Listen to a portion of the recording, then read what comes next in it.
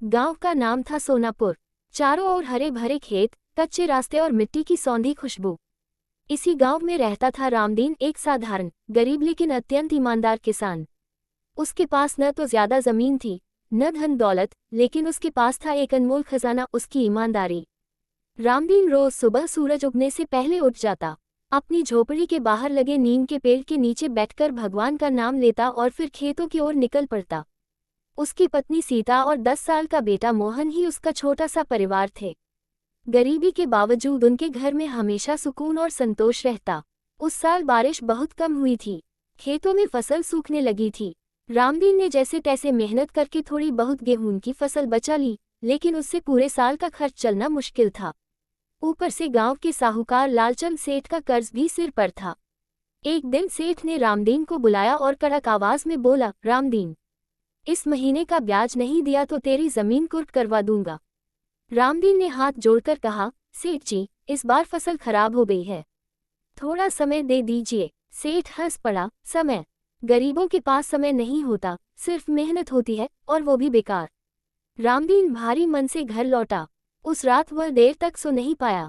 उसकी आंखों के सामने पत्नी और बेटे का चेहरा घूमता रहा। अगले दिन रामदीन गांव के पास वाले जंगल से लकड़ियां लाने गया। रास्ते में उसे एक चमड़े की थैली पड़ी दिखी। उसने उठाकर देखा, थैली में सोने के सिक्के और चांदी के आभूषण भरे हुए थे। एक पल के लिए उसका दिल जोर से धड़क उठा।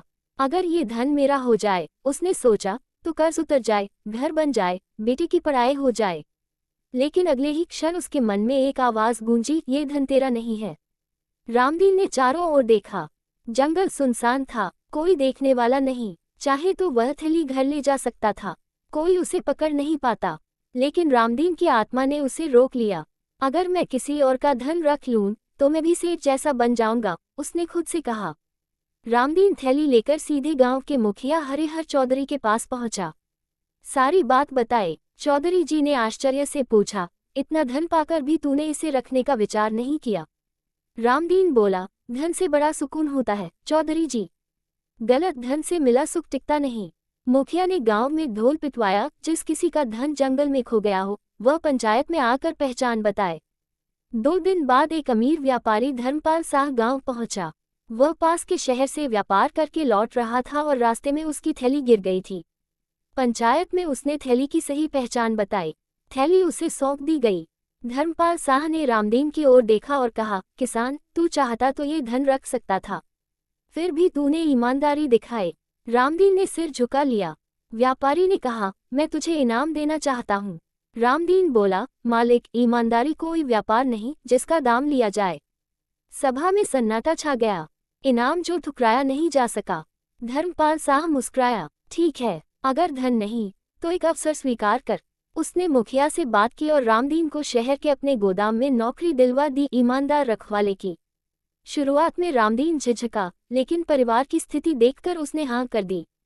शहर की नई जिंदगी। शहर में रामदीन ने मेहनत और ईमानदारी से काम किया। हर दिन हिसाब साफ रहता, एक एक पैसे का हिसाब देता। व्यापारी उस पर आंख बंद करके भरोसा करने लगा। कुछ ही वर्षों में रामदीन गोदाम का मुख्य प्रबंधक बन गया। उसका बेटा अच्छे स्कूल में पढ़ने लगा। पत्नी के चेहरे पर भी सुकून लौट आया। ईमानदारी की अग्नि परीक्षा। एक दिन व्यापारी के अन्य कर्मचारी मिलकर रामदीन को फंसाने की कोशिश करने लगे। उन्होंने हिसाब में गड़बड़ी की और दोष रामदीन पर डाल दिया। धर्मपाल साह ने रामदीन को बुलाया। रामदीन, लोग कह रहे हैं तूने गबन किया है। रामदीन शांत रहा। मालिक, हिसाब किताब जांच लीजिए, सच अपने आप सामने आ जाएगा। जांच हुई, दोषी पकड़े गए। रामदीन निर्दोष साबित हुआ। व्यापारी की आंखों में आंसू आ गए। आज समझ आया कि ईमानदारी कितनी बड़ी पूंजी होती है। सबसे बड़ा फल। कुछ समय बाद धर्मपाल साह ने व्यापार से संन्यास लेने का निर्णय लिया। उसने अपने व्यापार का एक बड़ा हिस्सा रामदीन के नाम कर दिया।